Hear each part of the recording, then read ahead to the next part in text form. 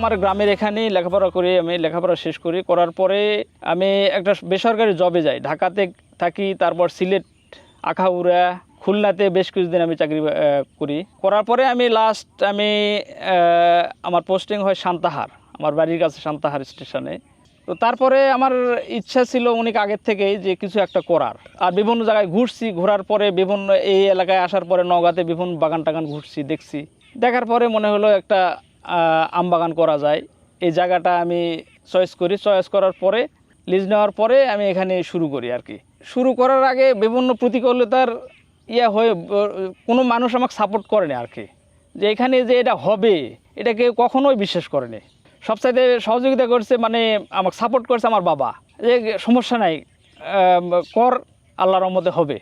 তারপরের থেকে আমি আর কি উদ্যোগ নেওয়ার পরে এ পর্যন্তই আল্লাহর রহমতে আসছি। এটা আসলে আমার এক স্যারের বাগান আছে, বড় বাগান আছে, উনি বড় বাগানে, ওনার আমরুপালি আছে, বাড়িফোর আছে। বাড়িফোর তার তখন প্রথম আসে আর কি। তা আমি তার সঙ্গে শেয়ার করছি যে আমি একটা এরকম বাগান করতে চাই, কি জাত চয়েস করতে পারি। তখন আমাকে সে পরামর্শ দেয়, তুমি একমাত্র বাড়িফোর করতে পারো, এটা লেট ভ্যারাইটি, দামের ক্ষেত্রে ভালো একটা শেষের দিকে ভালো দাম পাওয়া যায়, এই জন্যে এই জাতটা চয়েস করা আর কি। এটা তো আমি যখন করব তখন তো আমার যে ওয়াইফ আছে তার সঙ্গে তো সবচেয়ে প্রথমে আমি আলাপ করি যে আমি এরকম আসি। তো আমি যদিও আমি সময় কম দিতে পারি, চাকরির পাশাপাশি তো ওইরকমভাবে সময় দেওয়া যায় না, তবে প্ল্যানটা আমি সম্পূর্ণ প্ল্যান আমি করি, কোথায় কি করতে হবে, কখন স্প্রে করতে হবে, কি করতে হবে, সম্পূর্ণ আমি দেখাই দেই। আর আমার আব্বা লোকজন আছে, আমার আব্বা দেখাই দেয়, তারা কাজ করে আর কি। এরকম আমার ছেলে এই বাগানের উদ্যোক্তা হলো, বাগান করবে বলে।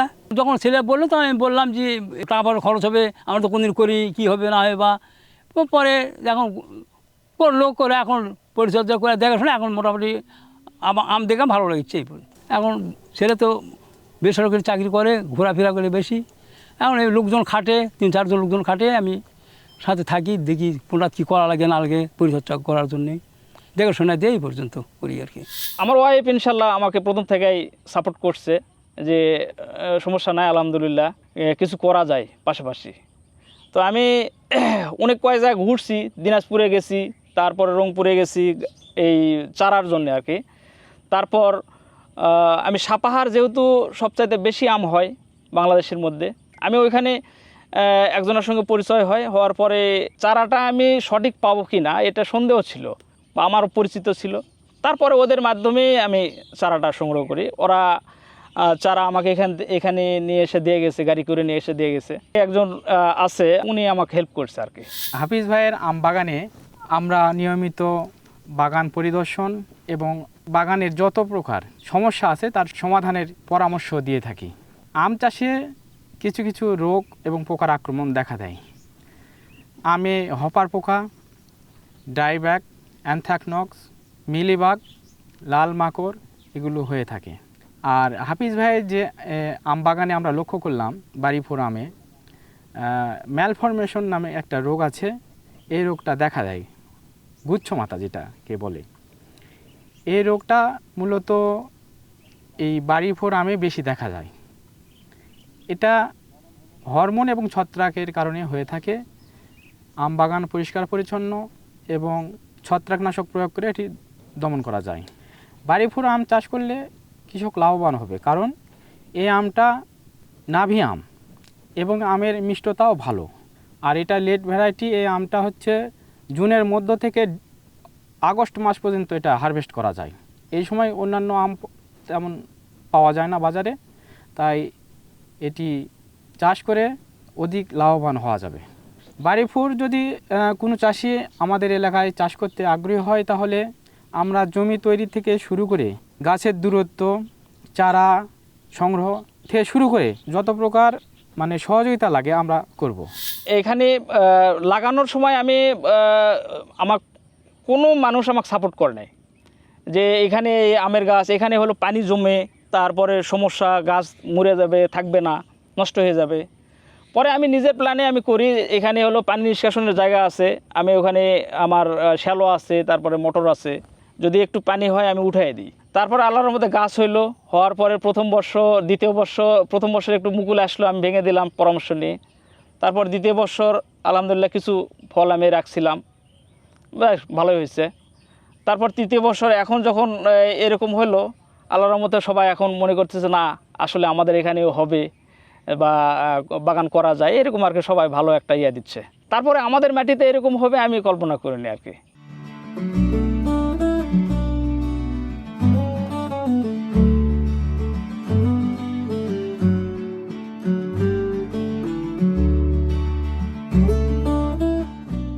হাফিজ ভাইয়া, চারপাশে যত দিকে তাকাচ্ছি শুধু আমার আম, এবং আমার বাঁ পাশে ডান পাশে সব জায়গাতেই দেখছি আম। এত আম কিভাবে সম্ভব ভাইয়া? এটা আসলে বাড়ি ফোড়া আম, ফলনটা সবসময় ভালো হয়, এরকমই কি হয়? এরকমই মোটামুটি হয়। আচ্ছা, আপনাদের এই গ্রামটির নাম কি বলছিলেন আপনি? আমার অলংকার দিকে। অলংকার দিঘি, নামটি শুনলেই খুব ভালো লাগছে, খুব সুন্দর একটি নাম। জি। এখানে কি আসলে কোনো দিঘি আছে নাকি? জি, আমাদের মাঝখানের দিকে চারপাশে বর্ষতে আর কি। আচ্ছা, প্রিয় দর্শক, আপনারা শুনলেন আমি কত সুন্দর একটি নামযুক্ত গ্রামে রয়েছি, অলংকার দিঘি। নামটি শুনলেই ভালো লাগছে না? এই অলংকার দিঘি গ্রামটি রানীনগর উপজেলায় অবস্থিত এবং আমরা আছি নওগাঁতে। এখানে চারপাশে যেদিকেই তাকাবেন আপনি শুধু আমার আম, এবং এগুলো বাড়ি ফোর জাতের আম। আজকে আমরা হাফিজ ভাইয়ের বাগানে চলে এসেছি, এখানে তার কাছ থেকে জানবো যে কিভাবে তিনি এই বাড়ি ফোর আম কোথা থেকে চারা সংগ্রহ করলেন এবং কিভাবে তিনি ফলন করছেন, কোথায় বিক্রি করছেন, তার সার্বিক চিত্র আপনাদের সামনে তুলে ধরবো। আপনাদের সবাইকে স্বাগত জানাই দীপ্ত কৃষির নতুন একটি পর্বে, পাওয়ারড বাই কাজী ফার্মস। আপনাদের সঙ্গে আছি আমি নুসরাত জাহান। চলুন দর্শক, আমরা হাফিজ ভাইয়ের সাথে কথা বলি এবং জানার চেষ্টা করি তিনি কিভাবে কি করলেন আসলে। ভাইয়া, আপনি যখন প্রথম চারাগুলো কিনে নিয়ে এসেছিলেন তখন চারাগুলো কত করে দাম পড়েছিল? আমার এখানে পড়েছিল 58 টাকা। 58 টাকা, মানে কি আপনার বাড়ি পর্যন্ত পৌঁছে দেওয়া জি জি, হয়েছিল? পৌঁছে দেওয়া হয়েছে। আচ্ছা, এই যে চারাগুলো আসলো, আসার পরে এই জমিটা তো প্রস্তুত করতে হয়েছে। জি। আগে এই জমিতে কি হতো? ধান চাষ হতো। ধান চাষ হতো। জমিটাকে আপনার নিজস্ব না, নাকি লিজ নেওয়া? লিজ নেওয়া। লিজ নেওয়া। জি। তো এই যে যখন জমিটা ধানি জমিকে যখন আপনি বাগান করার চেষ্টা করলেন, তো প্রস্তুতটা কিভাবে করলেন? প্রথমে মাটি খনন করা বা সার প্রয়োগ কিভাবে কি করলেন? এটা তো প্রথমে আমাদের হলো ওই কিছু বর্ষার সময় পানি আসে, পানি ঢোকে, এই জন্য আমি প্রথমে চারিদিকে বাউন্ডারি দিয়ে নিছি। আমার তো দুই পাশে হলো রাস্তা আর দুই পাশে বাউন্ডারি দিয়ে নিয়ে আমি একটা ছোট ক্যানেল করে দিয়েছি যাতে পানি নিষ্কাশন হয় আর কি। আচ্ছা। তারপরে আমি লাইন মাফিক ওদের আমাকে যে পরামর্শ দিয়ে, তাছাড়া কৃষি অফিস থেকে পরামর্শ নিচ্ছি যে আসলে কোন প্রযুক্তিতে লাগাইতে হবে। জি। তারা আমাকে ওই যে ঘন প্রযুক্তি, তারপরে ওই যে মানে দূরে লাগা একটা ডিস্টেন্স বলে দেয় আমাকে। 5-7 পর একটা ঘন প্রযুক্তি, যখন গাছটা দুই দিকে বড় হয়ে যাবে তারপরে এক লাইন হয়তো কেটে ফেলবো, এরকম চিন্তা ভাবনা। এখন কি যে ঘন বাগান করাটা বা ঘন প্রযুক্তিতে গাছ লাগানোটা, এটা কি বেশ পপুলার হয়ে গেছে? আমার মনে হয় পপুলার হয়েছে, তার কারণ হলো এই জায়গাটা তো ফাঁকা থাকতো, এখন আমি ফলন পাচ্ছি। তারপর যখন দেখা যাচ্ছে আর রাখা যাবে না তখন আমরা কেটে। বাড়ি ফোর আমরা জানি যে গাছগুলো একটু ঝোপালো হয় এবং তুলনামূলকভাবে ছোট ছোট আকারের গাছ হয়, এই কারণে কি সম্ভব হয়েছে? এটা আসলে ছোট বড় হবে গাছ, কিন্তু আমরা ওই কাটিং এর মাধ্যমে গাছটা ছোট রাখার চেষ্টা করতেছি আর কি। আচ্ছা, এগুলো কি কলমের গাছ? জি, কলমের গাছ। কলমের গাছ তো তুলনামূলকভাবে ছোটই জি, থাকে। ছোট হয়। জি। আপনি চারাগুলো যখন রোপণ করলেন তখন কি মাটি খনন করার পরে যে গর্তটা করলেন ওটার ভিতরে কোনো রকম আমি জৈব সার আমি দিয়েছি, গোবর সার কি দিয়েছি, গোবর সার দিয়েছি। আচ্ছা। গোবর সার দেওয়ার পরে আমি গাছ লাগাই দিছি। গোবর সার দেওয়ার পরে কি 1-2 দিন অপেক্ষা করতে হয়েছে নাকি সাথে সাথে আপনি? না, আমি গোবর সার দেওয়ার পরে অন্ততপক্ষে আমি 1 মাস পরে লাগাইছি। আচ্ছা, চারাটি রোপণ করার পরে কি কি কাজ করেছেন? কারণ আমার এখানে হলো প্রচুর পরিমাণে আগাছা হয়। আমরা দেখতে পাচ্ছি এখনো অনেক আছে। আগাছাটা আমি নিয়ন্ত্রণ করার চেষ্টা করছি। তারপর যখন গাছটা লেগে গেছে, দেখা যাচ্ছে কুশি ছাড়তেছে, ওই টাইমে আমি আবার রাসায়নিক সার প্রয়োগ করছি। সারগুলো কিভাবে প্রয়োগ করেন? একদম কি গাছের গোড়ার মধ্যে দিয়ে এটা দেখা যাচ্ছে যে আলাদা কোনো নিয়ম আছে?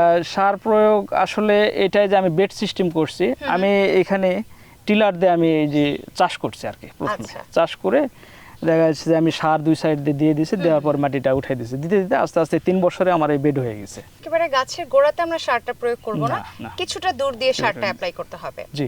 তো তার পরবর্তীতে কতদিন পরে প্রথমবার মুকুল এসেছিল?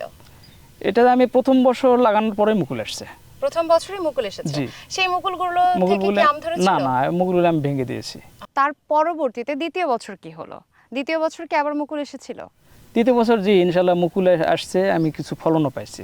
বর্তমান আপনার এই গাছগুলোর বয়স কত? 3 বছর চলতেছে। 3 বছর। তো এর আগে দুটো সিজন চলে গেছে, তো দ্বিতীয় বছরে কেমন কি আম হয়েছিল? সব গাছে আম 120-30 মনের মতো আম হয়েছিল। 120-30 না সবগুলোতে হয় নাই, কিন্তু গাছগুলো অনেক ছোট ছিল তো তখন। আচ্ছা, তো সেই সময় আপনি কেমন কি লাভ করেছিলেন? দ্বিতীয় বছরের বিক্রি বাটার হিসেবটা যদি জানতে চাই কি বলবেন? 2,30,40 হাজার টাকা 2 লক্ষ। পাইছিলাম। তার পরবর্তী সময় এটা হচ্ছে তৃতীয় বছর। চলতেছে। তৃতীয় বছরে আমি দেখতে পাচ্ছি যে সব গাছেই এত এত আম এবং আমের ভারে গাছগুলোর ডাল একদম চারপাশ দিক দিয়ে নুয়ে পড়েছে, একেবারে ঝুলে পড়েছে। তো এই যে এই আমের এত ফলন, এর তো তৃতীয় বছরে কি আপনি আরো বেশি পরিচর্যা করেছেন নাকি এমনিতেই? হ্যাঁ, পরিচর্যা তো অবশ্যই আছে। তার কারণ হলো আমাদের এখানে পোকামাকড়ের উপদ্রব একটু বেশি, চারিদিকে হলো ধানের আবাদ আছে তো হ্যাঁ, ঠিক মতো সময় মতো আমরা ইয়ে করছি আর কি, ঔষধ প্রয়োগ করছি, তাদের কাছে পোকামাকড় ওইরকমভাবে আক্রমণ করতে পারেনি। এই জন্য মোটামুটি আল্লাহর মতে ফলনটা আছে আর কি। আচ্ছা, এই যে নিচে অনেক আগাছা দেখছি, এখনো কিছু কিছু আছে, আবার কিছু আপনারা পরিষ্কার করে ফেলেছেন।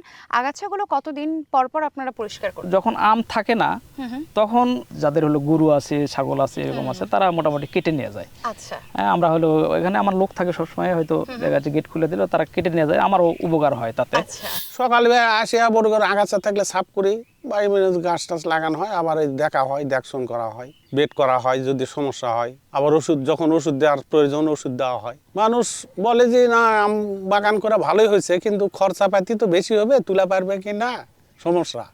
তা এখন আগে তো বললো যে আম বেশি নাই, গতবার ছিল, এবার কম। পরে দেখায় ডালদুল কাটার পর বলতেছে যে নাম তো ভালোই আছে, আমও ভালো হয়েছে। তো দেখা যায়, আশা করা যায় এবার আল্লাহ দিলে লাভবান হবে। আগে আমি কাজ করতাম, কৃষিকাজ, তে মাছ কোনোদিন হচ্ছে হলো না। এই আম বাগান যখন করার পর এখানে আমি মোটামুটি ভালোই কাজ করি, প্রতিদিনই কাজ হয়, টাকা পয়সা পাই, লিয়া পরিবার লিয়া মনে করো ভালোই চলে, আল্লাহ চালায়। এই যে তৃতীয় বছরে এত ফলন এবং আমি দেখছি যে প্রত্যেকটা গাছেই অনেক বেশি আম, বড় বড় সাইজের আম। বাড়ি ফোরের ধরনটাই কি এরকম যে আমগুলো অনেক বড় হবে? জি, আমি বাড়িপুর অনেক বড় বড় হয়, দেখা 750-800 গ্রাম পর্যন্ত হয় আমার দেখা মতে আছে। বাড়ি ফোর তো বাংলাদেশ কৃষি গবেষণা ইনস্টিটিউটের একটি উদ্ভাবিত জাত, জি, তাই না? জি। বাড়ি ফোরটা কি লেট ভ্যারাইটি নাকি Late একটু variety, আর্লি late ভ্যারাইটি? variety। Late variety. So late variety যদি হয় তাহলে তো আপনার দামটা একটু হাই হওয়ার কথা, একটু বেশি মূল্যে পাওয়ার কথা। আসলে যদি হলো শেষ পর্যন্ত রাখা যায় আর কি, তাহলে মোটামুটি আল্লাহর মধ্যে দাম পাওয়া যায়। আচ্ছা, আপনারা কি এবছর এখনো হারভেস্ট করা শুরু করেছেন? না, এখনো হারভেস্ট শুরু হয়নি। হাফিজ ভাইয়া, আপনার এই বাগানটি কতটুকু জায়গার উপরে অবস্থিত? এটা 8.5 বিঘার মতো আর কি। এত যেহেতু আম ধরেছে এবং পুরো বাগানটি অনেক বড়, আমরা একটু আমাদের দর্শকদেরকে চলুন পুরো বাগানটির অন্য অন্য দিকগুলো একটু ঘুরে দেখাই, চলেন।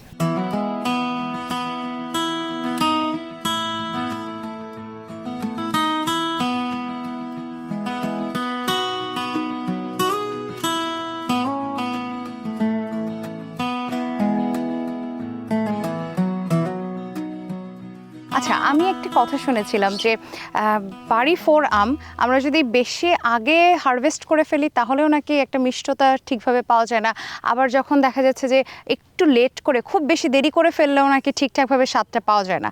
এই কথাটা কি ঠিক? না, আসলে এটা লেট হইলে আমার যতদূর জানা ওইরকম ভালো মিষ্টিটা ভালো থাকে। আমি আচ্ছা। দেখছি, কতবারে আমি ট্রাই করে দেখছি। তাহলে মানে কোন সময়টাতে আপনারা হারভেস্ট করবেন বলে ঠিক এটা করেছেন? আমরা মোটামুটি জুলাইয়ের 15 থেকে হয়তো মানে ফুলদমে হারভেস্ট হবে আর কি। আচ্ছা আচ্ছা, মানে ধরুন আর কিছুদিন পর থেকে আপনারা হারভেস্ট করা শুরু করে দেবেন। তো এখানে তো এত এত আম রয়েছে ভাইয়া, আমি একটু রোগবালাই নিয়ে কথা শুনতে চাই যে এই আমগুলোতে কি ধরনের রোগবালাই হয়? এটাতে আসলে মাকড়ের ইয়েটা বেশি, যেমন এই যে দাগ হয়, মাকড়ের জন্য দাগ আচ্ছা, হয়। এটা থেকে এই যে দাগটা হয়েছে, এটা কি মাকড়সার কারণে? মাকড়, হ্যাঁ, মাকড়ের জন্য দাগটা বেশি হয়। তারপর থিপস আছে, থিপসের আক্রমণটা সবচাইতে বেশি। ভাইয়া, এই যে এখানে দেখতে পাচ্ছি যে একটা আম একটু গর্ত গর্ত হয়ে গেছে, এটার কারণটা কি? এটা ছোট অবস্থায় যখন ছিল তখন অনেক শিলাবৃষ্টি হয়েছিল আমাদের এলাকায়। এই আচ্ছা। শিলাবৃষ্টির দাগ এটা, এই যে শিলের দাগ। আমার চেহারাটা যে নষ্ট হয়ে গেছে, এই কারণে কি দামটা কমে যাবে? হ্যাঁ, চেহারা কমলে অবশ্যই দাম একটু পড়ে, প্রভাব কিন্তু পড়ে আর কি। আমের এই আমটাই যদি আমরা কেটে খাই তাহলে স্বাদের না, তো কোনো পরিবর্তন নেই। স্বাদের কোনো পরিবর্তন নেই। আচ্ছা, আমি না কিছু কিছু গাছে দেখতে পাচ্ছি যে এখনো এই যে মুকুল, এটা তো আমের মুকুল, তাই না? মুকুলই তো দেখতে না, পাচ্ছি। মুকুলে, এটা মুকুল না আসলে, এটা কি এটা আসলে? হলো একটা রোগ। এটা এই ফুল হওয়াটা জি, এটা রোগ। এটা কিছু দর্শক, কিছু গাছে আপনারা অনেকে হয়তো বিস্মিত হবেন যে আমের, মানে আমার মতো হয়তো এরকম আপনারা ধোকা খেয়ে যাবেন। ফুল দেখে আমি তো ভাবলাম যে আমের মুকুল, কিন্তু এটা একরকম রোগ। আচ্ছা, তাহলে রোগ প্রতিরোধ ক্ষমতা বাড়ানোর জন্য কি আপনারা কিছু করছেন, বা কিভাবে এই রোগগুলো থেকে আমকে মুক্ত করা আসলে যেতে পারে? এই রোগ যেগুলোতে দেখা যায়, আমি সাধারণত কিছু হয়েছিল এই আমগুলো মানে গুচ্ছ মুকুলের মতো হয়, আম হয় না ওইরকম। হ্যাঁ, হ্যাঁ। তো ওই ডালগুলো আমি কেটে দিয়েছি আর কি। ভাইয়া, আশেপাশে তো অনেক আম দেখতে পাচ্ছি এবং এতক্ষণ ধরে আমাদের দর্শকদেরকে আম নিয়েই নানান রকম কথা আমরা বলছি। আমরা কি একটি আম আমাদের দর্শকদেরকে কেটে দেখাতে পারি? অবশ্যই দেখাতে আচ্ছা পারবেন। দর্শক, একটু নিচে আমরা বসবো, বসে আসুন দেখি যে কোন আমটা কাটা যায়। আর নিচে বসলে চোখ জুড়িয়ে যায় আমের সৌন্দর্যে। বড় বড় সাইজের এত এত আম এখানে, এবং ঝুলছে, সবগুলো আম ঝুলছে। ভাইয়া, উপর দিকে তো কোনো আমই নাই। না, উপর দিকে এগুলো আম তো নিচের দিকেই জি, হয়। জি, এটা জি, কি জি। ভারের কারণে ভারের এরকম কারণে। নিচে চলে এসেছে? জি, জি, ভারের আচ্ছা, কারণে। আমরা কোন আমটা পারতে এটা পারি? মোটামুটি আপনি এই আমটা আপনি এই আমটা একটু রঙও হয়েছে জি, জি, বোধহয়। জি, হতে দর্শক পারে। দেখুন, ভীষণ যদিও সুন্দর দেখতে একটি আম, এবং এই আমটা এখন আমরা ছিঁড়বো। ভাইয়া, এটা কি পাকা হবে? দেখা যাক ইনশাল্লাহ। একটু পাকা কেটে হতে পারে। দেখি তো। যদিও বাড়ি 4 আমের হারভেস্ট করার সময় এটা না, তবুও বাগানে কিছু কিছু একটা দুটো করে আম ইতিমধ্যেই পাকতে শুরু করেছে, এবং যেটা যেমনটি ভাইয়া বলছিলেন, তো আমরা সেজন্য একটু দেখি আসলে কি পেকেছে কিনা। ভাইয়া, একটু আমরা দেখবো এটা হ্যাঁ, ঠিক কেটে? আছে, দেখি দেখা যাক কি অবস্থা হয়। আচ্ছা। কালার এসে গেছে আর কি। হালকা হালকা কালার এসেছে। দর্শক, আমি আপনাদেরকে বলেছিলাম যে এখন এই আমটি হারভেস্ট করার সময় না, আরো পরে হারভেস্ট করার সময়। একটু টেস্ট করে দেখব।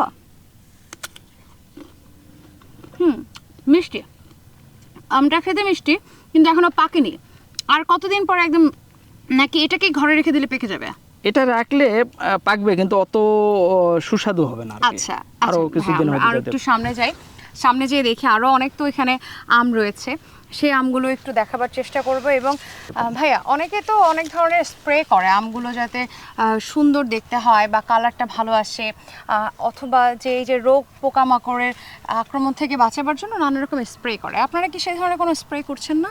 আমরা জি কীটনাশক স্প্রে করি আমরা, যেগুলো দেখা যাচ্ছে আমরা ওই যে- কতদিন পর পর করছেন? আমরা মোটামুটি ধরেন 12 থেকে 15 বা 10-12 এরকম মধ্যে করি আর কি। এখানে একটা থোপা দর্শক আপনাদেরকে দেখাবো। মাশাআল্লাহ, দেখুন 3টি আম রয়েছে, 3টি আমই এত বড় বড় সাইজের। ভাইয়া, এখানে এই একটা থোপা কত ওজন হতে পারে? এটা আমার তো মনে হয় 1.5 কেজির মতো হবে। 1.5 কেজি 1.5 কেজির কাছাকাছি হবে। বাড়ি 4-এর একটি আম, এই যে এই একটি আম কতটুকু হতে পারে সাধারণত? 750-800 গ্রাম পর্যন্ত। 750-800 গ্রাম। দেখুন দর্শক, এই আমগুলো দেখলে যে কারোর জাস্ট মন ভালো হয়ে যাবে। এখানেও আরেকটা ছড়াতে আমরা দেখতে পাচ্ছি আম, এবং বিশাল বিশাল সাইজের আম। এটাও প্রায় 1.5-2 কেজির মতো অবশ্যই হবে। ভাইয়া, এবছর আপনি কিরকম প্রত্যাশা করছেন, যে কিরকম কি লাভ হবে? আপনারা কেজি প্রতি কত দরে বিক্রি করছেন? 100 টাকা এরকম বিক্রি করছি। আচ্ছা ভাইয়া, এই বছর আপনার বাগানের এরিয়াটা তো যথেষ্ট বড়, এবছর আপনি কত মন আম পাবেন বলে প্রত্যাশা করছেন? 350-400 মন এরকম। তাহলে হতে পারে। কিরকম কি লাভ হতে পারে টাকার অঙ্কে? যদি লাভ এটা আসলে- আনুমানিক, আসলে জি, জি। পচনশীল পণ্যের ক্ষেত্রে তো আমরা বলতে পারি না যে লাভ হবে কি হবে না, কিন্তু তারপরে আমরা প্রত্যাশা করতে পারি। তো আপনি কত প্রত্যাশা করছেন? 7-8 লাখ টাকা আসতে পারে হয়তো, যদি 7-8 লক্ষ টাকা। যদি আচ্ছা, তো এই 3 বছর পর্যন্ত, এই পর্যন্ত আপনার খরচ কত হয়েছিল এই বাগানে? 1,15 টাকা খরচ হচ্ছে। 15 লক্ষ টাকার মতো খরচ হয়েছে। তো সামনের বছরের মধ্যেই তো আপনি এই খরচটা তুলে ফেলতে পারবেন, ইনশাআল্লাহ, আপনার ইনভেস্টমেন্টের yes, টাকাটা জি, তুলে জি, আসবে। জি, আমার ওইরকমই আচ্ছা আছে। ভাইয়া, এই বাগান নিয়ে আপনার ভবিষ্যৎ পরিকল্পনা কি? আসলে বাগান আমি এটা শুরু করছি পরীক্ষামূলক, যদি এখানে ভালো হয় দেখা যাচ্ছে আমি হয়তো বাগান আরো বাড়ানোর চেষ্টা করব। পরবর্তী সময় কি অন্য কোনো জাতের আম নিয়ে বাগান করার শখ আছে? ব্যানানা নিয়ে একটু আমার আছে। আচ্ছা, আপনার পছন্দের তালিকায় তাহলে ব্যানানা ম্যাঙ্গো আছে। banana mango। নতুন যারা আম বাগানি হতে চান বা যে কোনো ধরনের বাগানি হতে চান বা কৃষিতে আসতে চান, তাদের উদ্দেশ্যে কি বলবার আছে? তারা বেশি চিন্তা ভাবনা না করে অন্ততপক্ষে যেটা করবে মন স্থির করে সঠিক পরামর্শ যদি নিয়ে শুরু করতে পারে এবং পরিশ্রম করতে পারলে ইনশাল্লাহ সাকসেসফুল হবে। আচ্ছা, আপনাকে অসংখ্য ধন্যবাদ জানাই দীপ্ত কৃষিকে সময় দেওয়ার জন্য। ভালো থাকবেন ভাইয়া। ধন্যবাদ, আসসালামু আপনাকে আলাইকুম। ধন্যবাদ। আসসালামু আলাইকুম। কৃষি বিষয়ে যে কোনো তথ্য জানতে ও জানাতে লিখতে পারেন এই ঠিকানায়। দীপ্ত কৃষি, প্লট 7/A/গ, তেজগাঁও শিল্প এলাকা, ঢাকা 1208। আপনারা চাইলে ইমেল করতে পারেন krishi@dipto.tv এই ঠিকানায়, অথবা ফোন করতে পারেন 0178-768-2832 নম্বরে। শুক্রবার ছাড়া প্রতিদিন সকাল 9টা থেকে বিকেল 5টা পর্যন্ত। দর্শক, আমাদের দেশে নতুন উদ্যোক্তারা নানান রকম ফলের বাগানের দিকে ঝুঁকছেন, তবে অনেকেই চাচ্ছেন যে আমের বাগান করতে। আমের বাগান করার ক্ষেত্রে কিছু বিষয় মাথায় রাখতে হয়, যেমন হচ্ছে আপনি কোন ধরনের জাত নির্বাচন করবেন এবং চারাগুলো কোথা থেকে আনবেন। চারাগুলো যদি সঠিকভাবে আপনারা ক্রয় করতে না পারেন বা ভালো জাত নির্বাচন করতে না পারেন, সেক্ষেত্রে আমের বাগান করলে লাভবান হওয়ার থেকে লসের সম্মুখীন হওয়াটাই স্বাভাবিক হবে। তো অবশ্যই আমাদেরকে ভালো জাত নির্বাচন করতে হবে। ভালো জাতের ক্ষেত্রে বাড়ি 4 আপনাদের চাহিদার তালিকায় বা পছন্দের তালিকায় থাকতে পারে, কারণ বাড়ি 4 যেহেতু একটু দেরিতে বাজারে আসে, সেক্ষেত্রে বেশ ভালো দাম পাওয়া যায়। আর আমের আকৃতিটাও বড় হয়ে থাকে, বেশ মিষ্টি হয়ে থাকে। আমাদের যারা আম চাষি ভাইরা আছেন তারা বেশ লাভবান হচ্ছেন বাড়ি 4 জাতের আম চাষ করে। তো আজকের মতো আমি নুসরাত জাহান বিদায় নিচ্ছি দীপ্ত কৃষির এই পর্ব থেকে, পাওয়ার্ড বাই কাজী ফার্মস। আবারও দেখা হবে, সে পর্যন্ত সকলে ভালো থাকুন। আল্লাহ হাফেজ।